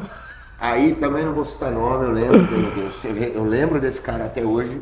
Hoje eu não sei onde ele tá. Ele percebeu, o dono da vidraçaria percebeu, falou assim, ele sabia que eu era novo. Ele falou, pô, tu é novo lá, né? Eu falei, sou. Tu é novo no vidro, né? Eu falei, sou. Tu não sabe amarrar, né? Eu falei, cara, eu tô quebrando a cabeça tentando lembrar das aulas de carioca que os camaradas me deram lá, mas não sei, cara. Não sei, pior que eu tenho que levar esse vidro pra Ubatuba. Falou, pô, o cara... Sabe aqueles caras que tinham uma vidraçaria bonita, uma camisa social bonita, com o logo? O cara tudo ajeitadinho, o cara, pá, em cima do caminhão, vem cá, puxa daqui, puxa de lá e tal, ó, tu dá o laço aqui, tu passa pra cá, aqui não só. A mesma coisa que os meus amigos já tinham me falado lá, mas, cara, não entra na primeira. No momento da necessidade, o mais cara... importante pra mim, que eu vi que ele chamou ali, quase saiu água do vidro, eu falei, esse vidro não solta. Aí eu falei, não vou falar o nome, mas falei, ô fulano, dá uma verificada nos outros, se não tá afrouxado. Ele, pá, vai com Deus. Eu falei, pô, obrigado, Deus me pague, montei no caminhão. E aí eu fui, terminei a entrega sozinho, voltei pra fábrica. E dali, cara, precisava eu estar no caminhão, precisava eu estar no forno, precisava eu estar na lapidação. E eu continuava sem ter cargo. Era tipo quebra-galho de qualquer função. E isso demorou mais ou menos quanto tempo? Esse período aí, sem definição de uma função adequada, ele foi talvez mais de um ano. Porque era exatamente isso. Precisa em tal lugar, era lá que eu tava. Precisa ajudar a lapidar. Tava lá lapidando o vidro o dia inteiro. E fez sentido, então, para quem está em casa, isso fez sentido, então, aquela linha de raciocínio do patrão, então, agora que era antes era patrão da Elaine, agora patrão dos dois, fez sentido ele pensar no caso da família e falou, pô, vocês têm pouco tempo de casado, vou trazer o teu esposo para ver se ele se adapta, e fez sentido realmente para o casal vocês terem... Passou a morar junto, de favor, na casa do pai dela, da mãe dela, mas a gente voltou a viver junto. Então ali, cara, ali foi a primeira vez que eu e a Elaine juntos realmente, tipo assim, nós sentamos no cockpit do foguete ali, ó, lado a lado, e falamos, agora é só pra frente. É sobre isso, mano. Porque, ou seja, para até isso acontecer, alguém teve que ter um olhar de humanidade. Sim. Que aí entra o ser humano. As ajudas que nós recebemos. Que aí entra o ser humano, que é o cara que ele olhou com humanidade e falou assim: para que eu tenha o máximo de rendimento da minha funcionária, eu preciso trazer o preciso... Tá entendendo o porquê que você também quer em casa, que muitas das vezes acha que não só vai ter ensinamento para quem é jovem, para quem passou por uma fase difícil de aborto e tudo mais, não, tem aprendizado para você também que é empreendedor, para você que também é dono de uma vidraçaria, dono de templo. Nós estamos realmente extraindo o melhor de todo esse aprendizado, que é realmente você ser esse ser humano que vai olhar para, talvez ali para o rendimento e o lado humano da família dos teus funcionários e falar, talvez eu tenha que remover algumas coisas para que outras andem. Sim. Só que vai ter vezes também que você vai ter que trazer uma outra pessoa para compor e ter um rendimento aí agora duplo, né? Que aí ele ganhou na Mega Sena de vou arriscar de trazer esse cara para melhorar o rendimento da minha funcionária, mas teve um rendimento duplo dos dois ali. Muito, porque assim, ó, a Elaine, eu não sei, óbvio que passava por uma adaptação, né? Ela vinha de uma vidraçaria, tocava o telefone uma vez a cada uma hora. Era um orçamento 2 por dia, era um projeto 2 por semana. De repente ela entrou numa têmpera, cara, que tipo, telefone tocando a milhão e tal, e ainda o marido longe, e ela ali, morando de favor, tudo bem, as pessoas eram muito carinhosas, mas... muito acolhedoras, mas cara, tu imagina, ela não rendia. Então, tipo assim, o cara fez uma aposta muito alta, apostou muito alto, porque talvez ele tivesse que mais tarde dispensar ela por ela não render, mas a aposta que ele fez, talvez ele tivesse que dispensar 2, cara, era pior ainda. E aí entra que se desse muito certo, que foi o que deu, ele tinha o resultado 3 vezes mais. 3 vezes mais. Porque assim... E aconteceu. Não por nós, tipo assim, por mérito nosso. Mas aconteceu, cara. Essas visões que ele teve, essas ideias que ele teve, acabaram somando muito. E eu lembro que no primeiro dia que eu entrei lá, a gente descia pro litoral a cada 15 dias com o 608. Mas antes da gente sair de lá, a gente descia, tinha um caminhão truque bem grande, tinha um caminhão maior, mas um toco, era um tipo um 3/4, e tinha ainda o 608. Cara, a gente descia com esse trucado uma vez por semana e o toco 2 vezes por semana. Questão de um ano e pouco. Rendimento foi lá em cima. No litoral, tô falando do litoral. Então, assim, cara, a produtividade aumentou muito. Eu consegui agregar alguma coisa, né? Fazer parte desse time. Foi sim, o trabalho da Elaine, que daí ela se sentiu segura e ela começou a pegar, mano, essa mulher pegava os caras no telefone ali, meu, o cara comprava até o que não precisava, entendeu? O negócio era, tipo, venda, não era tirar pedido. Eu vou dar uma provocada agora para justificar para você que está em casa que gostaria de fazer essa pergunta. É daí também que vem essa particularidade que a Temperal tem de trabalhar em família? Trabalhar em casal e tudo mais? Porque tem bastante, né? Cara, sim. Porque eu senti... Mas eu posso falar uma coisa que eu nunca falei? Opa, fica à vontade. Foi exclusiva aí. Eu escutei de uma vendedora que trabalha numa outra empresa, ou ela não falou diretamente para mim, ela falou para a Anelisa, e a Anelisa me contou, mas para mim eu sempre ouvi dizer que a Temperal é só família, não entra gente de fora. Eu vou falar para vocês por que tem tanta gente da família. Na verdade, a gente busca só bons caráteres, pessoas de bem, pessoas que vão realmente se sincronizar com o espírito da Temperal, um espírito de pessoas de bem, trabalhadoras, sem mimimi, pessoas focadas, que têm objetivo. Só que, quando você está no ambiente familiar, você começa a identificar essas características nos membros da sua família que estão mais perto. É difícil um cara chegar com um currículo, eu ler o currículo, fazer uma entrevista e conseguir identificar tudo isso nele. Mas convivendo com a família, eu vejo. Tanto é que não é a nossa família inteira que trabalha lá. E, claro, também não é porque lá é o melhor lugar do mundo e a família tem que trabalhar. Não. O que eu quero dizer é, a pessoa que está dentro da sua família, é mais fácil de você poder fazer uma leitura do caráter, do comportamento, da visão e dos objetivos, dos propósitos daquela pessoa, né? E parte disso vem dessa aplicação que foi feita lá atrás também com vocês. O camarada apostou na gente. E a gente meio que a gente se tornou uma dupla mesmo. Casamento de Elaine e Sérgio profissional ali. Bacana, nós casamos bacana. profissionalmente, porque Elaine fazia a venda, a parte de projeto, a parte de atendimento e tal. Aí às vezes ligava o cliente e falava, o caminhão ia sair amanhã, tava carregando já. O cara, quebrou a porta, preciso dessa porta para amanhã. Eu tinha moral na produção, porque eu tava ali ajudando a lapidar e tal. A Elaine saía lá na porta lá do escritório, fazia assim para mim, eu ia lá perto. Ela, fulano, precisa de uma porta, assim, assim, assim. O que você me diz? É caminho, não é Eu tava ali caminho? no ambiente. Eu sabia que como estava o forno, como estava a lapidação, como estava a furação, como estava a mesa de corte. Falava, projeta aí, desce. Aí ela descia, eu já chegava, aqui, vai lá. Aí às vezes já tinha dado horário do cara, o ajudante tinha ido embora. Não, pega contigo aí, vamos lá, vamos fazer essa tua parte junto contigo aí, papapô. Aí às vezes o pessoal ia embora 5 e pouco, 6 horas da tarde, às vezes eu tinha que ficar até 10. Aí ela não podia ir embora, tinha que me esperar também. E às vezes Só que no outro. 5 da manhã. Às vezes tinha que chegar às 5 da manhã, porque não, nós tivemos que ir embora, eu larguei aquele vidro na boca do forno, só que o forno só vai ligar a tal hora, só vai voltar a trabalhar a tal hora. Então a gente vamos chegar 1h30 mais cedo, que se os caras não temperaram, a gente já dá um jeito. No outro dia de manhã, ela tinha ficado na fábrica e eu estava encostando na vidraçaria do cara com o caminhão e a porta dele urgente.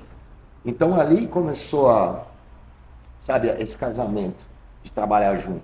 Ela não fazia a mesma coisa que eu e nem eu a mesma coisa que ela, mas nós casamos ali. Havia uma conexão ali bacana. Exato, cara. Então era ali que a coisa começou a funcionar. E aí, consequentemente, começa a dar um fôlego a mais em resolver problemas que estavam passando em casa. Então isso consigo resolver no serviço, também consigo resolver algumas coisas em casas, e aí acaba liberando o fluxo, porque vocês começam a olhar na mesma direção. Seria mais ou menos isso em termos de crescimento e tudo mais. Lembra que eu falei que nós dois estávamos no cockpit do foguete? É isso. Cara, só que cada um tem um manche na mão. A gente vê esses Boeing aí, né, esses aviões que o pessoal viaja aí. Cara, tem piloto e copiloto, mas se tu parar pra ver, cara, são 2 manches, né? Tu imagina um querendo virar pra direita e um pra esquerda, cara. Tem que estar sincronizado real. Tem que ter um sincronismo. E esse sincronismo começa, então, dali. Eu acho que é questão de formação da própria pessoa, né? É muito difícil você realmente transformar uma pessoa. Você transformar a outra pessoa. Eu acho que tem que vir de dentro. Deus, eu acho que é o único, né? Como diz a dona Edna, né? Só Deus pode mudar as pessoas. Alguma coisa no tocante de um acontecimento de vida vai tocar a pessoa e de dentro para fora ela vai mudar.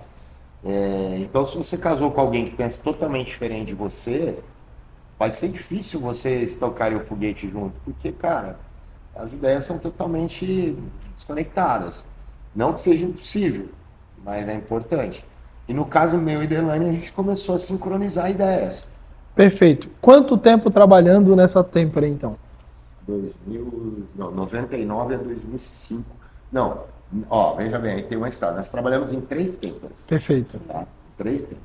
Esta primeira, nós trabalhamos 2 vezes. Então coloca aí 1 ano e meio a primeira vez e 1 ano e meio a segunda vez. Vamos dizer assim. Perfeito. Aí depois 1 ano numa segunda e depois, já como representação, e aí nós vamos dar a chave do início, já existia a Temperal, mas não existia a Temperal fisicamente.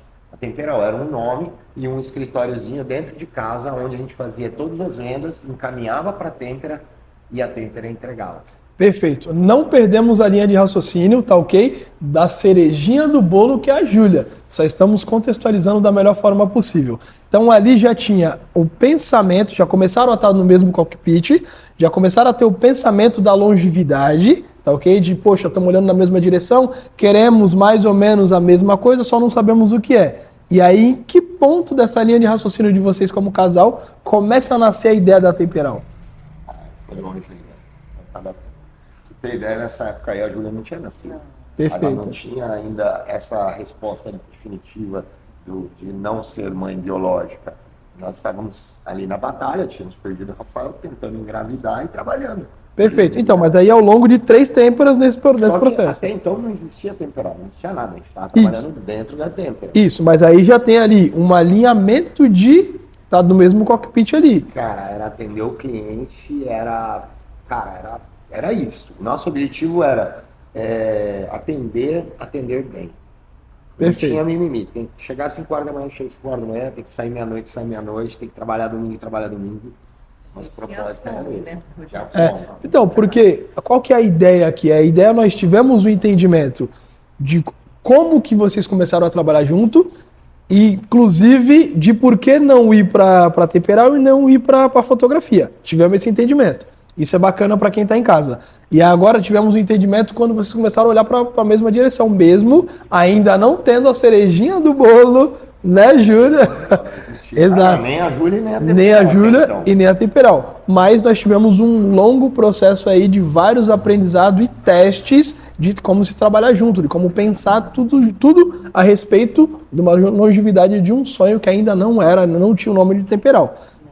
Não Mas... existia. Não existia nem a vontade de tra- ter a empresa. Ah, perfeito, A vontade perfeito. era exatamente fazer aquilo que a gente Só tava fazendo. produzir. Era trabalhar, atender, fazer bem feito, se esforçar. Sim. Cara, era aquilo ali. Aquele era o sonho. Perfeito. Né? E aí aonde, vamos dar um salto muito longo, se eu já perguntar aonde veio a ideia de ter algo próprio mesmo, não sendo com o nome Temperal? É um salto muito longo ou não? Não, já. Cara, o que aconteceu?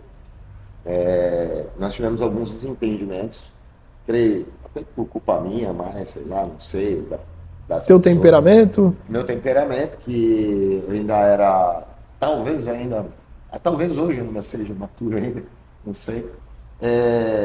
Então, assim, cara, é assim, não é, já começa a descambar. E tinha alguns cenários acontecendo nesse primeiro emprego, tanto que esse gerente que acolheu a Elaine também saiu e tal, e começou a acontecer algumas situações ali, e deixou de ficar legal pra gente ali.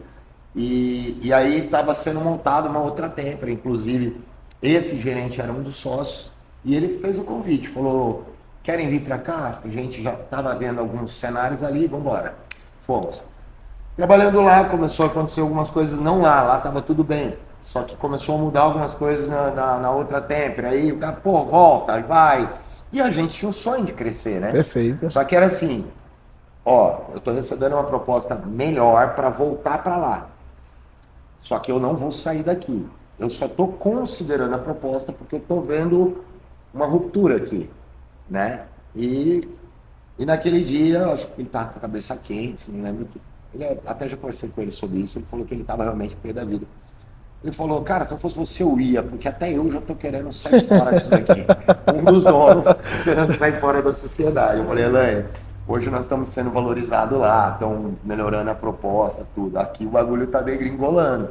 A empresa tá indo bem, mas os sócios estão querendo se matar. A gente voltou.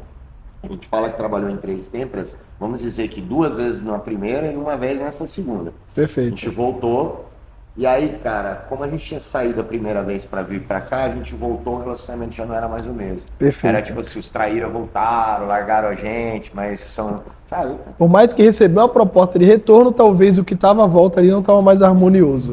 Aí o cenário novamente se degradou, novamente, talvez por alguma rebeldia minha, algumas coisas aconteceram, a gente saiu dali. Só que tem um problema. Aqui já era a segunda vez, não tinha como voltar. Aqui nós tínhamos saído porque esse lugar nos chamou pela segunda vez. Então aqui nós não podíamos voltar mais também. Nem lá e nem cá. Fechamos as portas. Isso é A interessante. vontade de fazer era tanta que nós fechamos as portas. Então faltou um pouquinho de ser um pouquinho mais passivo, talvez, não sei. Só que a gente precisava sobreviver, precisava pagar conta, precisava... Tudo nesse momento, tudo caiu. Tudo caiu. Ou seja, um novo ciclo de novo. Zerou. Acabou fechando. Voltou a morar de favor, a gente morava no apartamento alugado, mas voltou a morar de favor, voltou a dever, voltou a não conseguir pagar todas as contas, voltou a ficar tudo... A gente já tinha passado por esse momento. E aí tem um momento muito importante. Esse momento foi muito importante. A gente ficou devendo posto de gasolina, devendo loja de roupa, devendo a quitanda. Não recebemos o que tínhamos que receber lá, porque o contexto foi bem complicado. E a gente larga para trás, né? É bola para frente. Não perdi nada, não vamos para frente. A gente voltou a morar de favor, meu sogro e minha sogra. Só que não tinha mais emprego. Né? Eu tenho quase certeza que ela falou, vamos vender vidro. Liga pro fulano e fala. É o que eu sei fazer. Fala, olha, a gente sabe vender vidro, podemos vender vidro para você. Ideia dela. Eu tenho quase certeza que foi ideia pura dela. Não sei se alguém, Começou. a sogra, o meu sogro, deu alguma pontuada, mas ela falou para mim, vamos vender vidro. Eu falei, pô, mas se eu ligar para ele vai mandar a gente para aquele lugar, porque a gente saiu de lá para voltar para esse lugar aqui. Ela falou, o não a gente já tem. E eu falei, a gente tem que ser dar o braço Do a jeito que tá, não dá pra Pedir ficar. perdão e vamos voltar. Erramos. Filho pródigo. Aí aconteceu um episódio muito legal, que a gente marcou com ele fora do expediente, numa esfirraria. Sim. Porque ele falou, não, aqui na fábrica vocês não vão vir não, aqui vocês não vão pisar não vamos encontrar vocês lá. E aí ele falou, e aí? Eu falei, pô, a gente sabe vender. Ele assim, sério, mas eu não posso levar vocês lá pra dentro, eu vou perder toda a minha moral. Se eu levar vocês lá pra dentro, eu perco toda a minha moral. Né? Porque daí todo mundo vai começar a achar que pode sair e voltar o que quiser. E aí eu falei a ideia da Elaine. Eu falei, não, pô, a Elaine deu uma ideia legal, a gente pode vender. Mas como vocês vão vender se vocês não estão lá dentro? Eu falei, a gente se vira, a gente trabalha em casa. Agora eu esqueci de falar a história da impressora e do fax, mas tudo bem. Lembra da voz que levou a gente a fazer o plano de saúde? Perfeito. Essa voz voltou a bradar. 2 meses antes da gente ter a ruptura na fábrica, deu um estalo na minha cabeça e falei para ele, vamos para Santa Efigênia nesse sábado, que a gente estava de folga no sábado. Fazer o que lá? Falei, vamos comprar um aparelho de fax e uma impressora, que a gente tinha um computadorzinho ali pessoal para trabalhar em casa. Não, vamos fazer com fax ou impressora. Eu falei, eu não sei, mas vamos lá. De repente a gente monta um escritório em casa. Não tinha telefone em casa, pra que o fax? Meu Deus, cara. Em casa. Foi nós pra Santa Efigênia, compramos um fax Panasonic, compramos uma impressora, trouxemos pra casa, ficou na caixa em cima do guarda-roupa por 3 meses. Quando deu a ruptura lá, que a gente saiu da Tempra, e ela teve a ideia, nós chamamos o nosso amigo lá, pra gente vender pra ele, e ele falou, vocês não podem voltar pra dentro da fábrica, eu não vou perder a moral com os outros, vocês escolheram sair, então eu não posso trazer vocês de volta, mas se vocês querem vender pra nós, por que não? Pode vender pra nós. Tem 2 regras. Quais são as 2 regras? A primeira é, se vira. Tipo assim, não vou te dar nem um monitor velho pra você usar. Se você não tiver os equipamentos, e quais eram os equipamentos de venda na época? Um aparelho de fax, uma impressora, um computador e um telefone. É sobre isso. Só que a gente tinha um aparelho de fax comprado 3 meses antes. Aí ele falou, e a segunda regra? Vocês só vão poder vender para quem ainda não tem cadastro conosco. Quem a gente já abriu cadastro, independente de terem sido vocês que abriram no período que estavam aqui, é cliente nosso. Vocês só vão vender para quem ainda não é cliente nosso. Aí vocês abrem, cadastram e vendem para esse camarada aqui. Ou seja, vocês estão obrigados a fazer captação do zero. Abrir novo, do zero. Cara, quando a gente foi trabalhar nessa Tempra, Eles estavam começando, o cliente foi trabalhar lá, estava terminando de regular o forno, era de pinça o forno. E não tinha cliente nenhum. Então, naquele contexto, praticamente todos os clientes a gente tinha feito o trabalho, clientes que eu falo da nossa região. A gente sempre atendeu o litoral. A Temper atendia Campinas, atendia um pedaço de São Paulo, atendia o Vale do Paraíba, aí eram outras pessoas. O litoral éramos nós que atendíamos. Perfeito. Né? Então, eu olhava para a lista de clientes e falava, caramba, Zero. nós abrimos. Agora não podia vender para aqueles camaradas. Bom. Sobrou o quê? A gente prospectar e abrir novos. Mas tinha um ponto. Essa Tempera que a gente foi representar, ela era mais nova e menor, tinha menos caminhão, menos estrutura. Então, ela nunca pôde passar de uma determinada região para Perfeito. cá. Perfeito. Ela atendia até Boiçucanga, no São Sebastião, e não tinha caminhão, não tinha estrutura para atender Bertioga, Guarujá, São Vicente, Praia Grande. E já a outra Tempera que a gente trabalhou, eles eram mais antigos, tinham uma estrutura maior, nós atendíamos toda essa região. Então nós já tínhamos a carteira de cliente que vinha de lá, vamos dizer assim, de Boiçucanga para cá, que nós podíamos atender. Boa. Porque eles não tinham número. E foi ali que a Temperal começou.